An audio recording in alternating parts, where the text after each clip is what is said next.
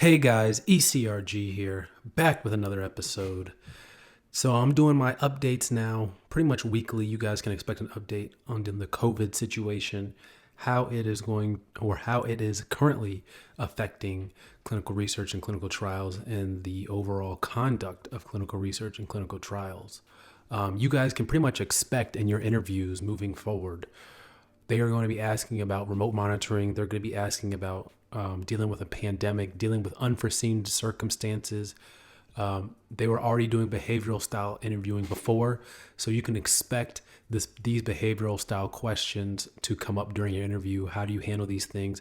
How do you work remotely? How do you deal with different changes and things of that nature?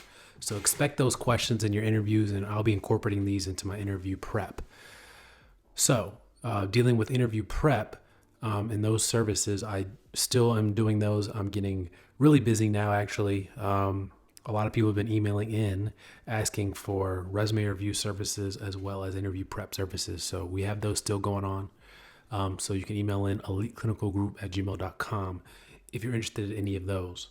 So let's go ahead and get into the update. So the recording of this is the 5th of May, and I'm actually going to probably upload this today. So 5th of May, 2020 is the recording of this episode. And so let's go ahead and start with just the overall update of the industry. So, we can't start with the industry update without talking about what's going on in America across the country. So many states have tried to do a soft reopening.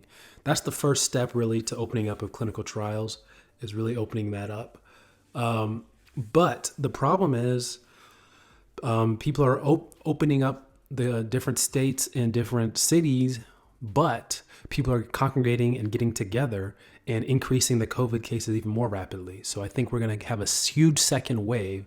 So we'll see in my update in a few days or next week. I think we're going to have a huge upswing in COVID cases and COVID deaths, which is going to prompt many of the states to have to close again. They did it too early.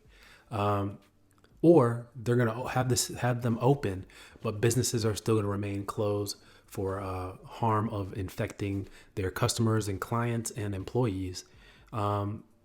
Once again, guys, this is not just an old person's disease. This is not just a pre-existing person's disease. Healthy people are getting it. Healthy people are dying from COVID-19. So that's why it's scary for a lot of people, including myself. I'm not one to, I have a lot of sites in New York City.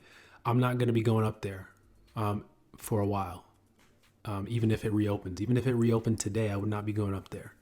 I would be saving that for months down the line when things are really, really back to normal there. But it's going to take a long time for that to happen, especially because you open things up and then all of a sudden there's a big increase in COVID cases, and it's spreading even further, faster than before because people are thinking, everything's all good. So we'll see what happens with that. But I think we're still a few weeks away from opening back up and opening travel back up in clinical research. Right now, we have a travel ban until next week. What date is that? Either the 15th or the 16th of May. We have a travel ban at the current company. Many companies have that travel ban too. So it's going to be reevaluated. I think it will probably go another couple weeks.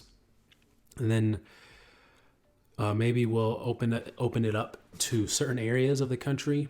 Once again, I think certain areas are going to be hit harder. As you can see, DC, New York City, those major cities where people are living up on top of each other, mainly New York City, because you got people just living so close to each other. People live in essentially like a cardboard box there. It's just how small it is. But you've got other places like Texas, which is just so vast and so wide that coronavirus, it's a lot harder to spread because people are just more spread out in general. Same thing with LA.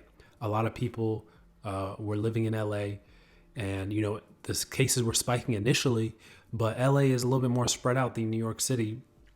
It's a very, very car dependent place, so people are in their individual cars. New York City is very, very heavily dependent on buses, subways, public transportation, things of that nature. So people are kind of cooped up near each other, and it can spread very fast there. So New York is kind of its own little situation, but typically those major cities, you're going to see that. So we might not see travel to those major cities for a long time in clinical research. And a lot of my sites, since I am East Coast based, are in New York City. I have a few in Washington, D.C. I have a few elsewhere, North Carolina, Ohio. So I'll be going to those sites first as things open up. But to be honest, none of my sites are open right now. They're not doing any type of monitoring visits. They're still doing remote monitoring visits. And they're still not allowing patients on site. You have to keep in mind that because we're doing phase 3 clinical trials, a lot of these patients are already immunocompromised. They're already not in a great situation because they're doing a clinical trial. So you've got to really take that into consideration when you're opening up these clinics. Even though the staff may be a little bit more robust, they may be a little bit healthier. You don't want to pass on COVID to these patients because they're already at risk. They're in the high risk category most of the time, especially if you're doing oncology studies or anything immune related studies, lupus, any autoimmune studies. They're high risk. So you got to be careful. You got to be really, really thoughtful about what you do here. So we're currently in the talks of doing remote closeout visits for a lot of these sites. I have had a few sites that have discontinued subjects remotely, which is usually not going to happen, which usually doesn't happen. Normally you want all this stuff done on site. You want your monitoring closeout visits done on site, and you want your study termination visits. That's the last visit that that the patient comes into the study. That's going to be the last visit to the study. That's where they return all their drug, they return their devices, they return any kind of clinical trial material that they may have. And if that's going to be done remotely, it's going to be very, very interesting to see how we get all that product back. Not to mention all that IP that the subject has. So that's going to be interesting. But there are talks of that going on, how to do all that stuff remotely. And, that's shocking because you thought the COVID was going to come, stay for a month or two, and then be on its way. But it doesn't look like that's going to be the case. It looks like we're going to be dealing with COVID for a while and the repercussions of it. So, we may be starting to do these study termination visits remotely. We may be starting to do closeout visits remotely. So it's just something you got to adapt to. Do I like working remotely? Is something that I've been asked a lot, and no, I don't, especially when you're not built for it. Some sponsors, some CROs are more built for and have this remote style infrastructure. But a lot of the times when these studies are started, they're started to use traditional monitoring. They weren't thinking about a pandemic coming through and not being able to fly, or not being safe to fly, and not being safe to be in different areas of the country with a high risk, with a pretty decent mortality disease. So obviously they didn't think about having a contingency plan for remote monitoring. And a lot of sponsors, a lot of CROs are in that position right now. So you've kind of got to take that into account when doing what you're trying to do when managing these studies. But you just keep going on and you make adjustments as needed.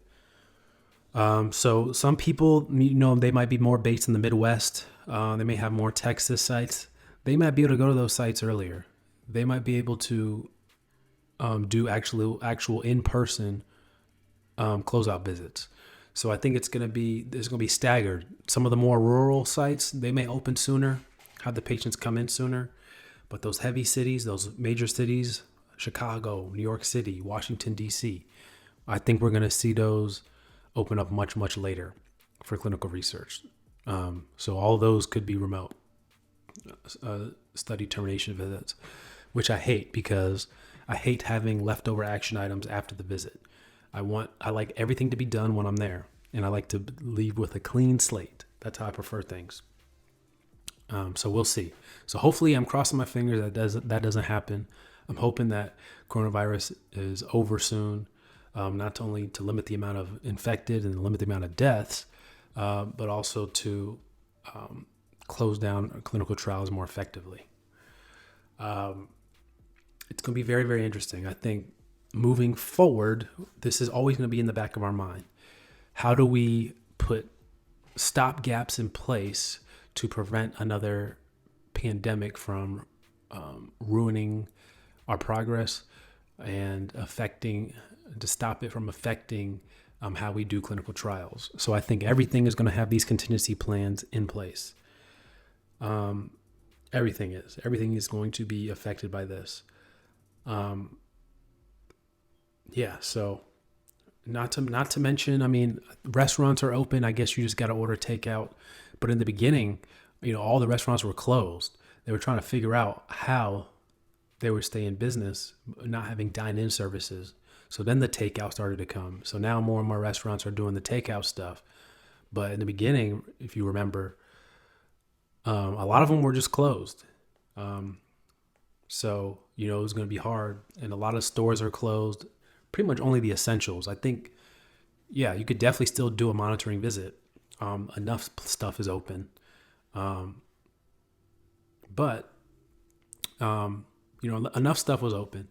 But in the beginning, it wasn't like that. Everything was closed. Everything was shut down. Another thing I'm seeing too is the momentum. People are starting to feel like they've been locked up for long enough, so they deserve to be outside. They deserve to be in these public places. I saw a picture that's been floating around Instagram of all these people in Manhattan at these parks. Well, I'm just picking on Manhattan right now because that's the picture I saw, but I'm sure this is happening all over the country. And the more people are doing it, it's like kind of when you are running a race in a 100-meter dash and you see the finish line, you're only like 5 feet away from it, but you start to slow down rather than run through it and finish the race. And then someone is right behind you who you don't see and they end up beating you because you just slowed down and they crossed the line before you. It's kind of like this with COVID. I feel like we're right there at the end. We're social distancing.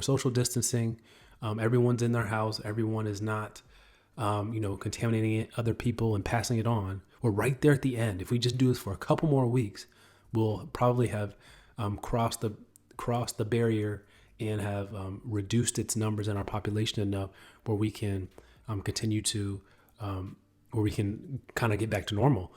But we're right there at the end, and of course, people are coming out. They're partying. I've recently heard about one of my friends said their neighbors had a birthday party, and they had a bunch of people over. They had about 8-9 people over having a party. You're not supposed to be doing that. And, that's how it gets spread. And that's in that kind of activity, because you're being selfish and want to have a birthday party and invite all your friends over. It's just going to make it worse for all of us. We're just going to be back in this situation in a month from now because people couldn't finish the race. They couldn't finish the deal. So I think we're going to be dealing with this for a while because people can't stay disciplined. And, that's just how it is in America. A lot of people can't stay disciplined long enough. That's why, I'm going to get off my soapbox here in a second. But people can't stay disciplined to do a lot of things. And that's just kind of the American way in a lot of ways. They don't like being told what to do. They don't like being told you got to social distance, you got to wear a mask in these places. So that's why you see all these crazy stories about, a security guard being shot because he was telling a customer to wear a mask. Or you hear these other crazy stories about, police not wearing masks, and people just don't like to being told what to do. And so that's really a problem in America, or they feel like there's some kind of conspiracy by the government to tell us what to do and keep us in our place. Man, ain't none of that true. That's all bogus. So because of that, we're going to have a big second surge likely in America, where other countries have buckled down, did what they need to do, and now coronavirus has passed them. And so I think we're still a few weeks out before opening up, and it sucks because we did a lot of the hard work already. We've been social distancing for a long time. And it's basically, I feel like, going to come back, and there's nothing we can really do about it. I feel like it's just going to be pretty much mayhem, because it's coming back, and people aren't going to want to go back and social distance and stay in their house. People are, there's a segment of the population that thinks that, I guess they're out of money, so they need to get back to work so they can continue to make money to continue to make ends meet. And of course, I respect that. But then there's a whole nother segment of that population that thinks that the government is just trying to tell us to stay in our house so they can control us. Not necessarily the money aspect, but just control. And I don't think that's what's going on here. I just don't think that's what's going on here. I think there's a real threat. And, it was somewhat ironic. I saw a article come up about someone, the leader of the, basically they were protesting the stay-at-home orders. The leader of that protest ended up getting sick with COVID. So it's just ironic. They think all this stuff is bogus. They think it's fake. And then someone who has COVID or who struggles with COVID. I know a number of people, no one me directly, but friends who have had family members pass from COVID, who have family members who have been still battling COVID. It's amazing how some people, it just passes right through. They barely even have a sniffle. Other people, it just absolutely debilitates them. They're in the hospital for weeks. They're just, they're really in bad shape after dealing with it. So it's just amazing the variance there. You got some people that just pass it off, and then you got other people who are really, really debilitated. And it's hard to know which one you would be. That's another thing I'm concerned about. Is it's hard to know. If you get it, you hope that it just passes right through you without a problem. But you don't know. You could be hospitalized because of it. So it's pretty scary to think about. But that's the update I have. 5th of May, 2020. Of course, if you guys are interested, email in. Now's a good time to get your resume right. And clinical research is going to come back very, very strong. A number of companies are doing coronavirus studies. Of course, we're going to need a lot of these vaccine studies. So if you're interested in working on that, you definitely want to have your resume right. A lot of studies have been put on hold, been put on pause right now because of coronavirus. So you want to be ready for those studies. There's a lot of studies coming down the pipeline. So you want to make sure your resume is right. You want to make sure you stay interview ready. Practice now. Practice with me now. Practice with yourself now. I would practice with me now so that by the time the jobs come back on the market and they're hiring again, you're ready to go and you're one of the first people to get a job and you hit the ground running. So you really want to make sure that you're ready. So use this time now to get ready. Use this time now. I'm going to give a shout out to Dan at the Clinical Trials Guru. His book, trying to find my copy. It's over there in the corner. It's covered up. But anyway, his book is really good. It's something to do with, I'm going to look at it real quick. Hold on.